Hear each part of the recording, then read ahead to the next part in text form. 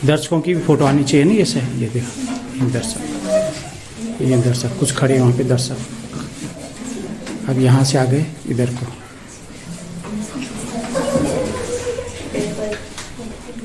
बाहर से लाइट आ रही है।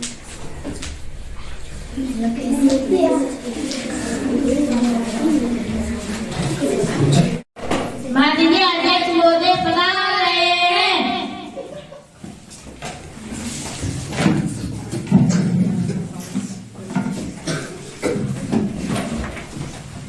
बाल संसद की आज की कार्यवाही में सभी सदस्यों का स्वागत है। बैठ जाइए। आज दिनांक 4/3/2025 को राजकीय उच्च प्राथमिक विद्यालय सदर गाँव बिलखना टीजी गढ़वाल में बाल संसद का आयोजन किया गया है, जिसका विषय है पर्यावरण। महोदय, जैसा कि आप सभी लोग जानते हैं कि आज हमारा पर्यावरण असंतुलित होता जा रहा है, जिसका सीधा असर हम और हमारी आने वाली पीढ़ी पर पड़ रहा है। इस विषय पर आज सदन में दोनों पक्षों द्वारा शांतिपूर्ण चर्चा की जाएगी। आशा है आप लोग आज की चर्चा में पूर्ण सहयोग करेंगे। अब मैं सबसे पहले माननीय संसद को प्रश्न पूछने की अनुमति प्रदान करता हूँ। महोदय, मेरा सदन से यह प्रश्न है कि आजकल सबकी जुबान पे एक ही शब्द आता है पर्यावरण। कि पर्यावरण के असंतुलन के कारण जीव जंतु तथा पेड़ पौधों पर इसका सीधा प्रभाव पड़ रहा है, जिस कारण हमारी जीवन शैली भी प्रभावित हो रही है। मेरा सदन से प्रश्न यह है कि यह पर्यावरण क्या चीज है और इसका हमारे जीवन पर कैसे प्रभावित हो रहा है। धन्यवाद। महोदय, यह आपका बहुत ही अच्छा प्रश्न है। मैं आपको बताना चाहता हूँ कि पर्यावरण का मतलब होता है हमारे चारों ओर का वातावरण, जिसमें सभी प्रकार के जीव रहते हैं। यहाँ भौतिक, रासायनिक, जैविक और सांस्कृतिक तत्वों का मिश्रण होता है। पर्यावरण के प्रमुख घटक मिट्टी, पानी, हवा, जीव जंतु, गैसें और ऊर्जा है। इसमें सजीव तथा निर्जीव दोनों तरह के तत्व पाए जाते हैं। पर्यावरण असंतुलन के कारण पृथ्वी पर जल, वायु एवं मृदा प्रदूषण बढ़ रहा है। इस कारण अनेक प्राकृतिक आपदाएं जैसे भूकंप, ज्वालामुखी फटना, तूफान, चक्रवात, बाढ़ आना, सूखा पड़ना, जलवायु एवं जीवन चक्र प्रभावित हो रहा है और इसके कारण ग्लोबल वार्मिंग भी हो रहा है। धन्यवाद। अब मैं माननीय शिवम को प्रश्न पूछने की अनुमति प्रदान करता हूँ। महोदय, मेरा प्रश्न सरकार से यह है कि पृथ्वी पर होने वाली प्राकृतिक घटनाओं के मुख्य कारण क्या क्या है और कौन इसके लिए जिम्मेदार है। धन्यवाद। महोदय, इन प्राकृतिक घटनाओं का सबसे बड़ा जिम्मेदार हम खुद मनुष्य हैं। हम लोग अपने स्वार्थ के लिए प्रत्यक्ष या अप्रत्यक्ष रूप से प्राकृतिक से छेड़छाड़ कर रहे हैं। प्राकृतिक जल स्रोतों से वृक्षों को काटते हैं, प्राकृतिक जल स्रोतों के साथ छेड़खानी करते हैं एवं मिट्टी में अत्यधिक रासायनिक खाद एवं कीटनाशकों का उपयोग करते हैं। से पर्यावरण में अत्यधिक मात्रा में विषैली गैसों का उत्सर्जन हो रहा है, जिस कारण दिन प्रतिदिन हमारी हवा, पानी और मृदा प्रदूषित हो रही है, जिसका सीधा असर प्राकृतिक संतुलन पर पड़ रहा है। धन्यवाद। अब मैं माननीय वक्ता को प्रश्न पूछने की अनुमति प्रदान करता हूँ। महोदय, मैं आपके माध्यम से सदन से पूछना चाहती हूँ कि पर्यावरण को प्रभावित करने वाले कारकों के कारण पृथ्वी पर क्या प्रभाव पाए जाने वाले जीव जंतु एवं पेड़ पौधों पर इसका क्या प्रभाव पड़ रहा है। धन्यवाद। महोदय, वैज्ञानिकों का मानना है कि पर्यावरण को प्रभावित करने वाले कारकों के कारण हमारा वायुमंडल और मृदा प्रदूषित हो रही है, जिस कारण प्राणियों को स्वास्थ्य संबंधी अनेक बीमारियां हो रही हैं। प्रदूषित पानी पीने के कारण प्राणियों में पीलिया, डिहाइड्रेशन, त्वचा रोग, बालों का झड़ना और हड्डियों से संबंधित अनेक रोग उत्पन्न हो रहे हैं।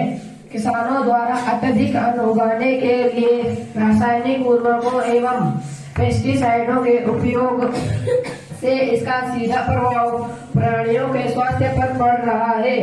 इसके अत्यधिक उपयोग के कारण ग्लोबल वार्मिंग भी हो रही है। धन्यवाद। मैं माननीय आशिका को प्रश्न पूछने की अनुमति प्रदान करता हूँ। महोदय, अभी अभी इस चर्चा से एक शब्द आया है, ग्लोबल वार्मिंग। मैं अध्यक्ष महोदय के माध्यम से सरकार से पूछना चाहती हूँ कि ग्लोबल वार्मिंग क्या है, जरा स्पष्ट करें एवं यह किस कारण होता है, इसका पर्यावरण पर क्या प्रभाव पड़ रहा है। धन्यवाद।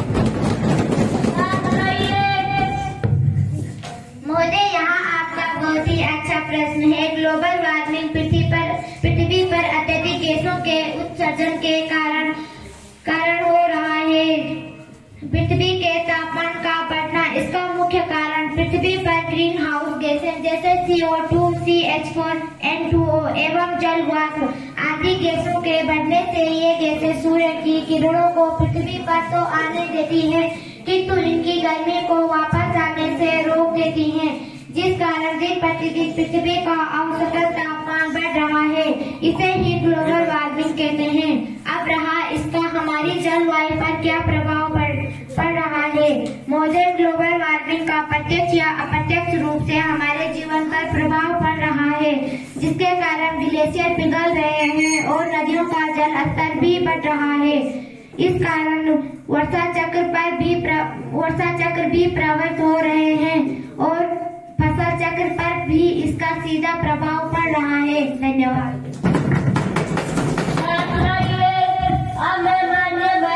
प्रश्न पूछने की अनुमति प्रदान करता हूँ।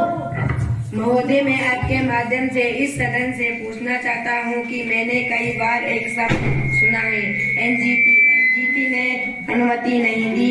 एनजीटी ने इस काम पर रोक लगा दिया है। एनजीटी की परमिशन नहीं मिली। महोदय, यह एनजीटी क्या है और इसका क्या काम है, जरा स्पष्ट करें। महोदय, आपका प्रश्न बहुत ही तार्किक प्रश्न है, जिसकी जानकारी हम सभी के लिए आवश्यक है। महोदय, एनजीटी का पूरा नाम नेशनल ग्रीन ट्रिब्यूनल है। यह एक न्यायिक इकाई है। यहाँ पर्यावरण संरक्षण, वन संरक्षण और प्राकृतिक संसाधनों से जुड़े विवादों को सुलझाने का काम करते हैं। इसे पर्यावरण अदालत भी कहते हैं। भारत सरकार ने एनजीटी की स्थापना 18 अक्टूबर 2010 को की थी और इसका मुख्यालय नई दिल्ली में स्थित है। धन्यवाद।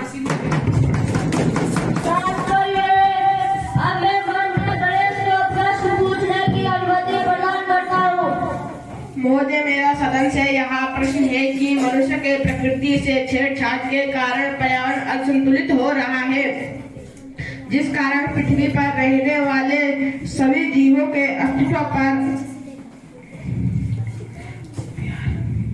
खतरा उत्पन्न हो गया है। क्या सरकार द्वारा पर्यावरण के संतुलन को बनाए रखने के लिए कोई ठोस उपाय किए गए हैं, जिस कारण पृथ्वी पर रहने वाले प्रत्येक जीवों के जिससे आने वाली पीढ़ी का जीवन सुरक्षित रहे। धन्यवाद। महोदय, आपका यह प्रश्न बहुत ही सकारात्मक एवं विचारणीय है। महोदय, सरकार भी पर्यावरण संरक्षण एवं संवर्धन के लिए कटिबद्ध है।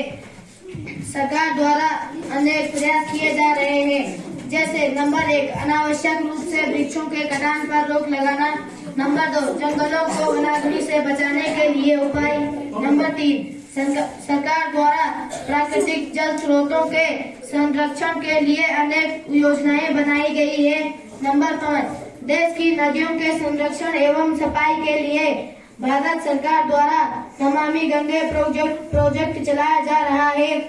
नंबर 6, औद्योगिक क्षेत्रों से निकलने वाले वायु प्रदूषण को कम करने के लिए निगरानी नेटवर्क की स्थापना की गई है। नंबर 7, जनता को जागरूक करने के लिए प्रत्येक वर्ष 5 जून को पर्यावरण दिवस भी मनाया जाता है। धन्यवाद।